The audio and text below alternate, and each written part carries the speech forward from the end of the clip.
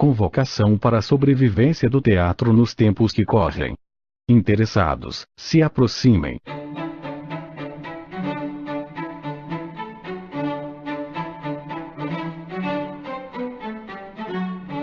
Será possível um teatro sem dinheiro e sem tempo? Será possível um teatro sem dinheiro e sem tempo? O milagre não tem lugar na sociedade. Mas no teatro ele é comum, podemos até dizer que é obrigatório, típico. Dizer até que, sendo o teatro um milagre, não podem viver um sem o outro.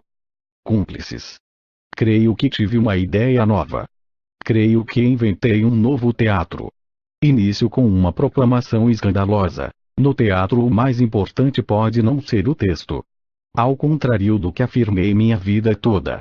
No teatro, o mais importante é o carisma do grupo ou do artista que o lidera. Algo mais concreto que um texto, mesmo que seja uma peça de Shakespeare. Convenhamos que na prática acontece assim. A plateia do sucesso é sempre atraída pelo carisma de alguém. Muito mais do que pelo que estão dizendo ou fazendo. Não existem ideias famosas, existem pessoas famosas.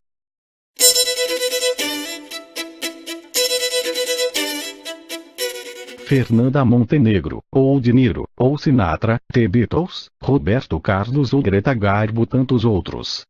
Flautistas de Hamelin. O carisma confere muito poder a quem o tem. Um tesouro escondido. Expliquemos.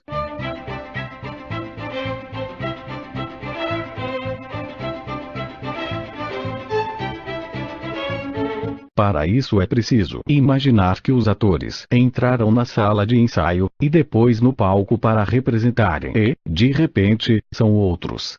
O ator não é o mesmo na vida real e no palco. Algo sobrenatural lhe é concedido, o carisma. Porém, para ser alcançado pelo carisma do ator é preciso estar lá, em pessoa. Os atores entram numa sala de ensaio e dominam, magnetizam o público imediatamente. O fenômeno é inegável e raro. Porém é possível tornar-se um carismático por vontade própria. Existe curso disso? Claro que sim. Esse tipo de poder sobrenatural não é dado de graça, e sim conquistado por uma certa moral e filosofia. Não é necessário sequer que a pessoa já tenha entrado em cena anteriormente.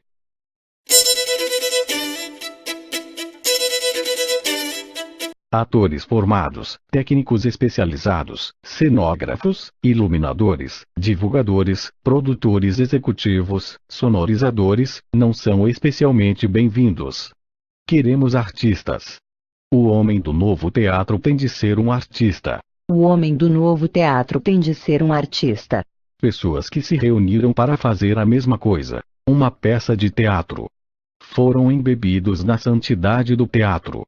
E assim ganharam seu carisma.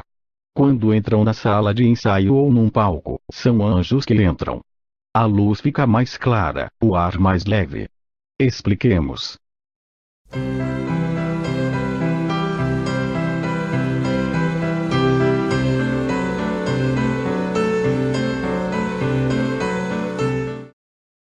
São, sem dúvida, pessoas inteligentes. E a inteligência está expulsa do teatro faz algum tempo. É preciso, nesse início cabuloso dos anos 10 do terceiro milênio, convidar outra vez a inteligência para fazer teatro. Convidar outra vez a inteligência para fazer teatro. Em 2016, não temos dinheiro para fazer teatro. E mais grave, não temos tempo também. No entanto, nessa hora de grave crise social, é que o teatro se faz mais necessário. Então é preciso perguntar: existe um teatro sem dinheiro e sem tempo?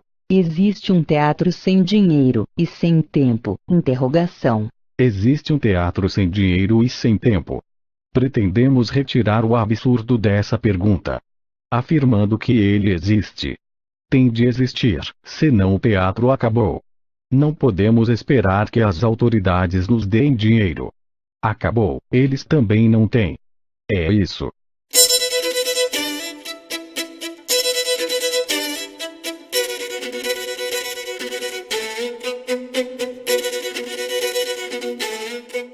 Existe um teatro sem dinheiro e sem tempo. Propomos-nos a estudar essa questão com a mesma seriedade com que foram estudadas, no passado, as possibilidades do teatro pobre. Será possível, em 7 ou 8 ou 5 ensaios, encenar uma obra-prima detalhada, profunda, com estilo e linguagem, reconhecível pelo público e capaz de fazer sucesso de bilheteria? Sem 7, 5 ou 8 meses para construir o trabalho. Sem dinheiro também? Afirmamos que sim. Não é permitida a resposta negativa, dizer que sem dinheiro não dá. No teatro em si plantando, tudo dá. Se você acredita que não, pare de ler essas folhas. Eu não quero estar ao lado de quem antagoniza uma pergunta somente porque ela é nova. E todos fazem isso.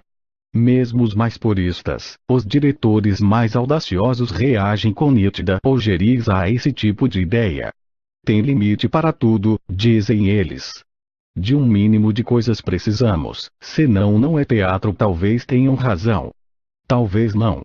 Se conseguirmos criar um grupo poderosamente carismático, faremos sucesso. Para isso será preciso muita audácia. Será preciso apelar para novos tipos de valores, diminuindo a importância dos antigos, embora sejam os valores aqueles que sempre almejamos, que aprendemos a amar durante toda a vida, que construíram a arte de representar, a criação do personagem, sua psicologia, a destreza física do ator, sua dicção, ética, não tem mais tanta importância. Se estas virtudes vierem também, ótimo. Mas são valores secundários para quem quer criar o novo teatro. Valores diferentes terão de ser eleitos. Eleitos aqui, agora, diante dos senhores. Muitos deles são valores esquecidos, que não estão em primeiro plano há muito tempo. A inteligência do ator, sua compreensão do texto, sua visão do mundo, seu amor pelo teatro e pelos colegas, etc. Expliquemos por que a situação é grave.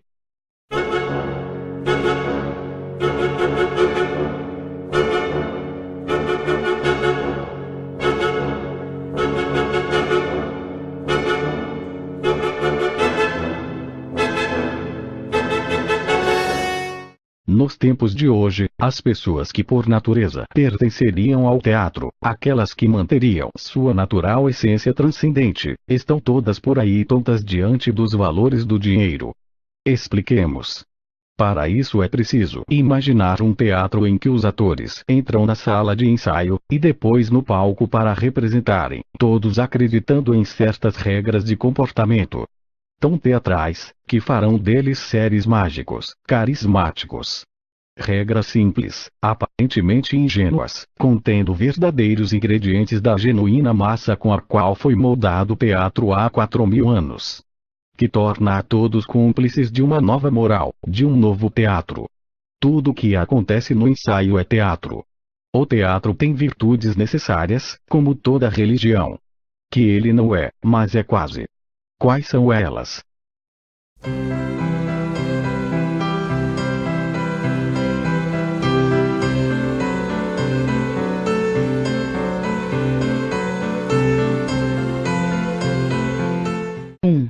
Autoestima. Autoestima. Autoestima. Como deve ser este homem novo do teatro? Que terá ele de ser? Para ser apontado na rua e comentado a boca pequena. Aquele é o homem novo do teatro. É preciso, sem dúvida, que o homem novo do teatro seja possuidor de uma grande autoestima. Caso contrário, não resistirá às rejeições do caminho.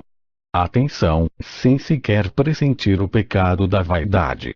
A autoestima, sendo amor de si mesmo, é a condição necessária para que amemos os outros e para que seja feito o teatro. 2. Fascinação. Fascinação. Fascinação. Um homem fascinante sabe o que quer. Nunca está nos lugares pelo motivo que a gente acha que ele está, é sempre por outro. Tem uma trama interna. Se você quiser ser uma pessoa fascinante do novo teatro ou criar um personagem fascinante, trabalhe sobre esta regra. Há algo no ator que depende do que ele é. 3. Pontualidade. Pontualidade. Pontualidade. Um homem pontual é aquele que leva em grande consideração o seu relógio. Acerta-o frequentemente. E sabe da diferença enorme que vai entre 4 horas e 4h15, toda vez que ele tem ensaio é pontual. Porque supõe que todos os seus companheiros de ensaio esperaram com a mesma ansiedade que ele esperou aquele momento. A hora de chegar no ensaio marcado para as 9 horas é às 15 para as 9. 4. Concentração. Concentração. Concentração. A porta do ensaio também é um objeto sagrado. Ao ultrapassar seus umbrais deve ser deixado do lado de fora tudo que não pertencer ao ensaio. Isso por vezes é muito difícil. Tudo que está sendo citado aqui é muito difícil. 5. Cordialidade. Cordialidade. Cordialidade. Esse ponto talvez seja até mais difícil do que os outros. No ensaio você terá de conversar com as pessoas. Então é bom que pense sobre e estude antecipadamente a arte da conversação. Animais não falam, somente homens. A arte da conversação é um assunto que misteriosamente caiu na treva do esquecimento, como se não importasse. Assunto sutil e fora de moda, do qual não existe bibliografia moderna nem pós-moderna. A verdade é que hoje em dia ninguém ouve o que o outro está falando, e sim o que deseja ouvir. E mais que isso, ninguém fala o que quer falar, com medo de que fale o que o outro não quer ouvir. Estamos viciados nessa anti-atitude. Esta barbaridade é considerada uma condição moderna inevitável na comunicação humana fortemente apoiada na internet. Ninguém conversa com ninguém. Sabe de ninguém. Conhece ninguém. É preciso resgatar esse valor. Reaprender a arte da conversação. 6. Domínio. Domínio. Domínio. Pense o tempo inteiro no domínio da sua sensibilidade e inteligência. Para que gastar demais? Você pode graduá-los no nível que for mais conveniente. É só girar o botão, você tem esse poder. Como faziam os rádios antigos para mudar de estação. 7. Simples presença. Simples presença. Simples presença. 8. Objetividade. Objetividade. Objetividade. Todo diretor de teatro sabe que, quando ele sai da sala por 2 ou 3 minutos para fumar um cigarro ou satisfazer necessidade fisiológica, a turma dispersa. Ele não quer a dispersão, mesmo porque o tempo é curto. Alguém vai provocar. Sorria, porém resista. Estamos ali para ensaiar. 9. Iniciativa própria. Iniciativa própria. Iniciativa própria. Por favor, sem música. De tudo é o que mais falta. Necessitamos sempre de um líder. Patrão, guia, guru, diretor. Essa necessidade, não se deixe enganar, não é inerente à condição humana. É no máximo uma neurose milenar. Sem tempo, é preciso que cada um tenha uma iniciativa própria, não dependa de ninguém para começar nada. Sem isso não é possível o novo teatro, nem a sociedade justa, nem a política sã. Aceite. É preciso que sua iniciativa seja própria. O diretor é sempre você. Foi você que escreveu esta dezena de regras de comportamento. Isso por vezes é muito difícil. Tudo que está sendo citado aqui é muito difícil. Observemos que esses dogmas de comportamento, pode haver outros que não me ocorreram, não dependem do dinheiro. Porque são trabalhos individuais. E devem ser realizados por cada um sem que o resto do grupo perceba o esforço. Mesmo porque não são atividades que demandem exercício. E sim uma imediata fé. Creio que eles representam as características do citado teatro sem tempo. Pode ser dito que são a educação dos atores. 75% do nosso tempo de ensaio é gasto em educar os atores. Se eles já viessem educados, grande tempo apareceria como do nada. Confesso que não tenho visto muito teatro, de modo geral é chato.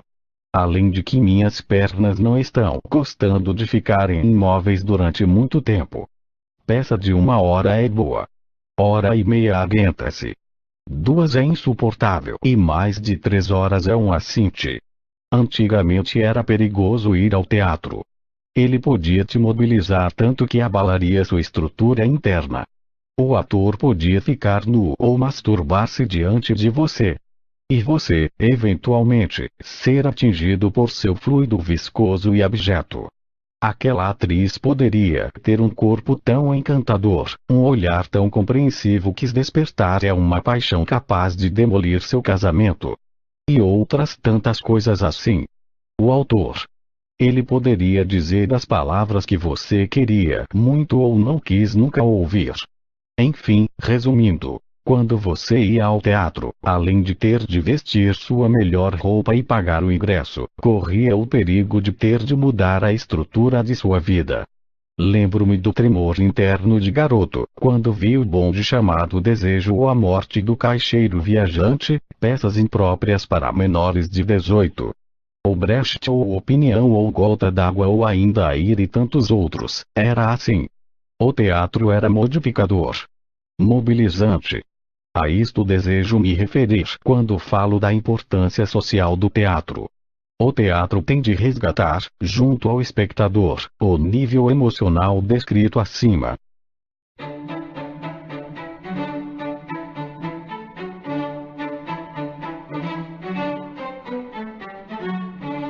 Enquanto Volca e sua esposa Fernanda rezaban o texto acima, os atores entraran todos e armaran o cenario.